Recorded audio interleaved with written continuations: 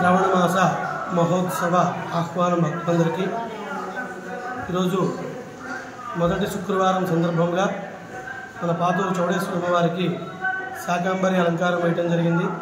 పొద్దున్నే ఉత్సవమూర్తులకి అభిషేక కార్యక్రమం, తదుపరి అమ్మవారికి శాకాంబరి అలంకారం వేయటం జరిగింది. భక్తులందరూ కూడా వచ్చి అమ్మవారిని సందర్శించుకుంటూ ఉన్నారు. భక్తులందరికీ అమ్మవారి అనుగ్రహ ఆశీస్సులు ఎల్లవేళలా ఉంటూ ఉంటాయి. అదేవిధంగా ప్రతి శుక్రవారం కూడా విశేష కార్యక్రమాలు ఎన్నో జరుగుతూ ఉన్నాయి.